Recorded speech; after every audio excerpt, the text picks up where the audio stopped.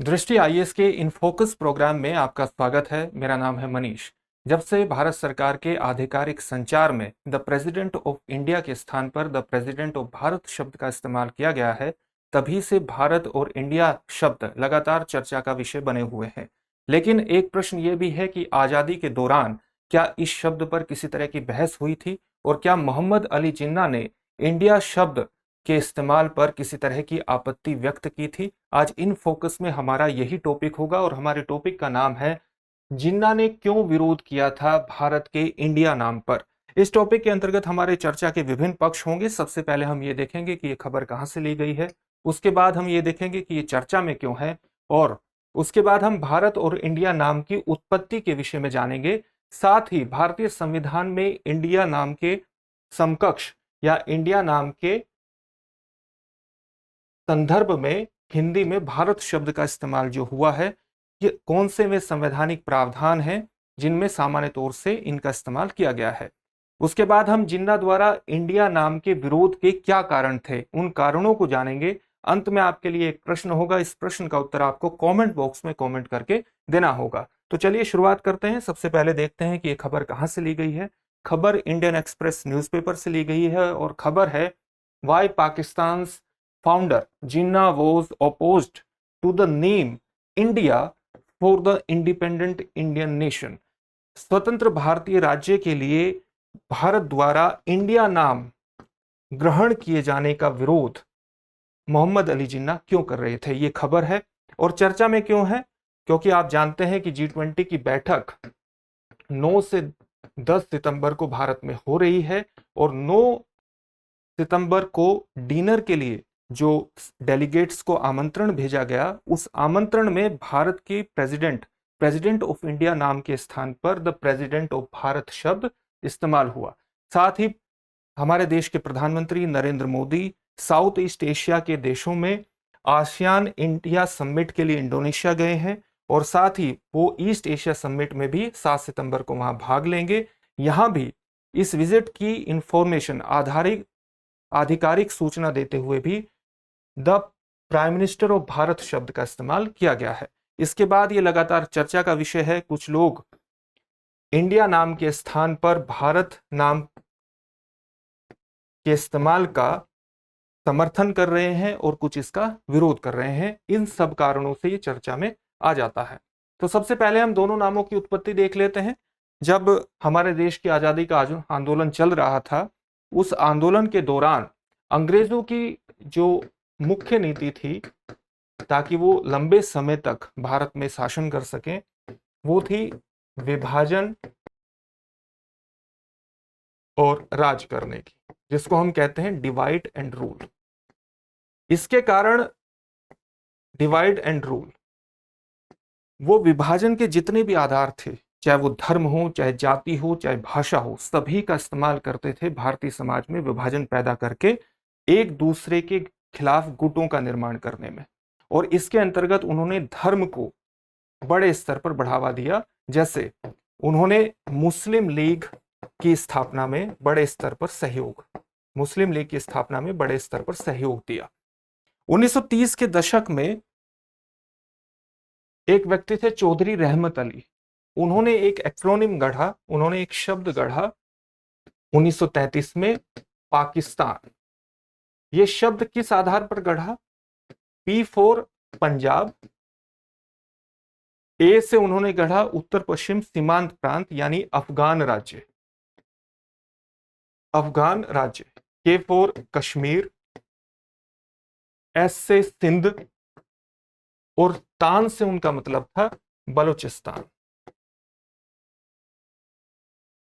प्रारंभ में इस शब्द को बहुत ज्यादा आकर्षण नहीं मिला, लेकिन धीरे धीरे जब 1930 के दशक के उत्तरार्ध में मुस्लिम लीग ने धार्मिक राजनीति और धर्म के आधार पर अलग राष्ट्र की मांग को आगे बढ़ाना शुरू किया, तो ये शब्द लगातार उनके अधिवेशनों में इस्तेमाल होता चला गया। और प्रथम बार 1940 के लाहौर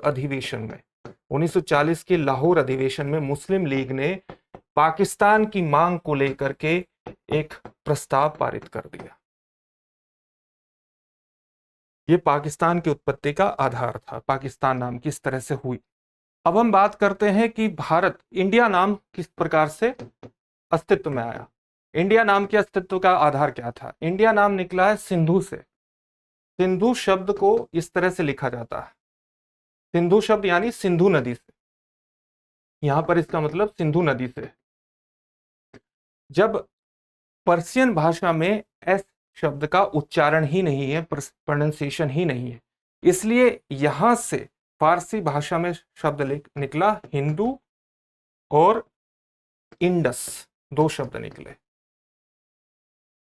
लैटिन भाषा में इंडस को कहा जाता है इंडिया, और इस शब्द को स्वीकार किया अंग्रेजी शासन ने, अंग्रेजों ने, और अंग्रेजों ने लगातार इंडिया शब्द का ही इस्तेमाल किया, इसलिए लगातार ये प्रचलन में आता चला गया। फिर भारतीय संविधान में, भारत के संविधान में इस शब्द को स्वीकार कर लिया गया, उसकी भी चर्चा हम आगे करेंगे। ये इसके नाम का आधार था। अब हमारा अगला विषय है कि जिन्ना द्वारा इंडिया नाम के विरोध के कारण क्या थे। दरअसल सबसे प्रमुख कारण था जिन्ना के भीतर की असुरक्षा की भावना। जब हम ब्रिटिश राज के उत्तराधिकारी राज्य के बारे में बात करते हैं, जब भारत ने इंडिया नाम ग्रहण किया, तो इंडिया ग्रहण, जैसा कि मैंने बताया कि ये ब्रिटिश शासन ने यूज किया था, और भारत के विभाजन के बाद दो स्टेट अस्तित्व में आए, पाकिस्तान और इंडिया। ब्रिटिश राज द्वारा इस नाम के प्रयोग के कारण अगर भारत इंडिया नाम ग्रहण करता है तो वो स्वाभाविक रूप से ब्रिटिश राज्य का उत्तराधिकारी राज्य माना जाएगा। इसी कारण से इस उत्तराधिकारी राज्य भारत न माना जाए, इसके कारण ही जिन्ना ने इसका विरोध किया था, ताकि, और साथ ही जिन्ना क्या चाहते थे कि वो राष्ट्र की संकल्पना को उन्होंने धर्म के आधार पर परिभाषित किया। उनका कहना यह था कि जो दो धर्म है, हिंदू और मुस्लिम, ये मुख्यतः दो धर्म नहीं है बल्कि दो राष्ट्र है। वो राष्ट्र के रूप में धर्मों को परिभाषित करने का प्रयास करते थे, और इसी आधार पर उन्होंने पाकिस्तान की मांग को आगे बढ़ाया था, और उनकी इस संकल्पना को, राष्ट्र की धर्म के आधार पर परिभाषा को, भारतीय राष्ट्रवादी आंदोलन के किसी भी नेता ने स्वीकार नहीं किया था, जो भारतीय राष्ट्रीय कांग्रेस के नेतृत्व में चलाया जा रहा था। लेकिन जिन्ना का यह मानना था कि जिस तरह से पाकिस्तान शब्द आया है, उसी तरह से भारत के लिए हिंदुस्तान शब्द आना चाहिए, हिंदुस्तान शब्द का इस्तेमाल होना चाहिए, जिसे भारत की कॉन्स्टिट्यूएंट असेंबली में, जो सितंबर 1949 में जब कॉन्स्टिट्यूएंट असेंबली की बैठक हो रही थी ड्राफ्ट कॉन्स्टिट्यूशन पर बहस के लिए, तो उस समय जब ये मुद्दा आया कि क्या भारत के लिए हिंदुस्तान शब्द का इस्तेमाल हो, तो इस नाम को बिल्कुल रिजेक्ट कर दिया गया था, और इंडिया नाम, इंग्लिश में इंडिया नाम और भारत में, हिंदी में भारत नाम स्वीकार हुआ। साथ ही जो जिन्ना थे वो पाकिस्तान को एक विशुद्ध भूमि के रूप में, एक शुद्ध भूमि के रूप में परिभाषित करते थे। इसका मतलब क्या हुआ? इसका मतलब ये हुआ कि अगर ये माना जाएगा कि भारत से विभाजित होकर के पाकिस्तान का निर्माण हुआ है, और इस भारत के नाम को, ये भारत नाम जो वो मानते थे कि ब्रिटिश राज्य द्वारा इस्तेमाल किया गया है, भारत द्वारा ग्रहण कर लिया गया, तो इस विशुद्धता में उनको, जैसा मैंने बताया कि असुरक्षा की भावना थी, इस विशुद्धता की जो उनकी व्याख्या थी उसमें उनको कमी महसूस होती थी, एक अभाव महसूस होता था। इसको भी, इसलिए भी उन्होंने इसको स्वीकार नहीं किया। साथ ही वो ये मानते थे कि जो इंडिया शब्द है ये पूरे कॉन्टिनेंट को अभिव्यक्त करता है, जैसे इंडियन कॉन्टिनेंट शब्द को, भारतीय उपमहाद्वीप शब्द को अभिव्यक्त करता है। भारत ने अगर ये नाम ले लिया तो पाकिस्तान एक अधीनस्थ राज्य के रूप में, एक सबऑर्डिनेट राज्य के रूप में व्याख्यायित हो जाएगा, जिसे वो बिल्कुल भी स्वीकार नहीं करते थे। तो इस तरह से किसी भी तरह की सबऑर्डिनेटी को अस्वीकार करने के कारण भी वो इंडिया नाम का विरोध करते थे। इस इंडिया नाम का विरोध उनके पत्राचार में, माउंटबेटन के साथ उनके पत्राचार में लगातार झलकता रहा, और इसका एक बहुत ही महत्वपूर्ण उदाहरण है सितंबर 1947 का। सितंबर 1947 में जब माउंटबेटन ने उनको एक आधिकारिक न्योता दिया exhibition of Indian art London का, तो वो जिन्ना को इसका मानद अध्यक्ष बनाना चाहते थे। इसका न्योता भेजा तो इस इंडियन नाम के प्रयोग के कारण जिन्ना ने यह निमंत्रण ठुकरा दिया। माउंटबेटन ने इस पर काफी आपत्ति व्यक्त की और बाद में जिन्ना ने इस आमंत्रण को स्वीकार किया। यह भी असुरक्षा की भावना को प्रदर्शित करता है। इंडिया शब्द की जो उत्पत्ति हुई है, जैसा कि हमने बताया कि किस प्रकार से सिंधु नदी उसके केंद्र में थी, जिससे इंडस शब्द आया और इसको इंडिया लैटिन भाषा में कहते हैं इंडिया। तो इसका आधार क्या था? सिंधु नदी। सिंधु नदी का जो अधिकांश क्षेत्र पड़ता है वो कहां पड़ता है? पाकिस्तान में,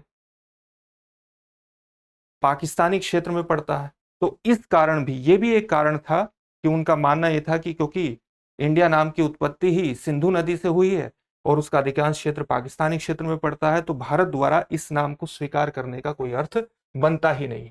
उनका जिन्ना ये भी मानते थे कि नेहरू इस शब्द को स्वीकार ही नहीं करेंगे, इंडिया शब्द को,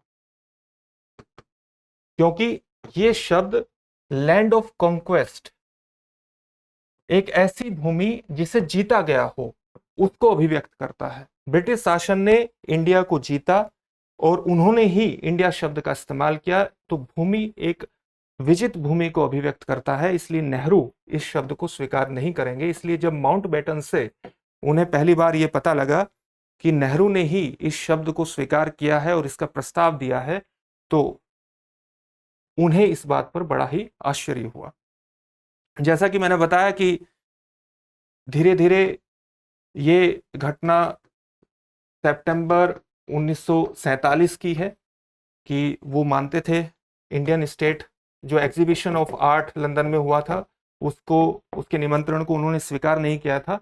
इसके 2 साल बाद, यानी सितंबर 1949 में, जब, जैसा अभी बताया गया था आपको कि जब कॉन्स्टिट्यूएंट असेंबली की ड्राफ्ट कॉन्स्टिट्यूशन पर बहस हो रही थी, तो हिंदुस्तान नाम उसमें आया था कि हिंदुस्तान नाम क्या स्वीकार किया जाए, और इसको रिजेक्ट कर दिया गया था और इसके स्थान पर इंडिया नाम लिया गया। तो चाहे भारत का संविधान हो, तो भारत के संविधान में क्या लिखा गया है? कॉन्स्टिट्यूशन ऑफ इंडिया, भारत का संविधान। इसी प्रकार से जब भारत के संविधान की प्रस्तावना तय हुई, तो उसमें क्या लिखा गया? We the people of India, हम भारत के लोग। इसी तरह भारतीय संविधान का जो पहला आर्टिकल है, आर्टिकल 1, उसमें क्या लिखा गया? भारत, इंडिया, अर्थात भारत राज्यों का संघ होगा। यानी दोनों को समानार्थक शब्दों के रूप में प्रयोग किया गया, जो जिन्ना को बिल्कुल भी स्वीकार नहीं था। जैसे मैंने बताया कि जिन्ना की जो राष्ट्र की संकल्पना थी वो धर्म से प्रेरित थी, और उनका यह मानना था कि हिंदुस्तान शब्द ही इंडिया को, भारत को इस्तेमाल करना चाहिए। लेकिन भारत ने इंडिया और भारत शब्द का समानार्थक शब्दों में प्रयोग किया। ये जिन्ना के इंडिया नाम के विरोध के कुछ प्रमुख कारण थे। अंत में एक प्रश्न देख लेते हैं। प्रश्न क्या है? निम्नलिखित कथनों पर विचार कीजिए। आपका पहला कथन है इंडिया नाम की व्युत्पत्ति का आधार सिंधु नदी है। दूसरा कथन है पाकिस्तान शब्द सर्वप्रथम रहमत अली द्वारा 1933 में दिया गया। उपर्युक्त में से कौन सा या कौन से कथन सही है या है? आपके ऑप्शंस हैं केवल 1, केवल 2, 1 और 2 दोनों, न तो 1 और न तो 2। इस प्रश्न का उत्तर आप हमें कमेंट बॉक्स में कमेंट करके जरूर दीजिए। फिर से एक नए सेशन में आपसे मुलाकात होगी। धन्यवाद।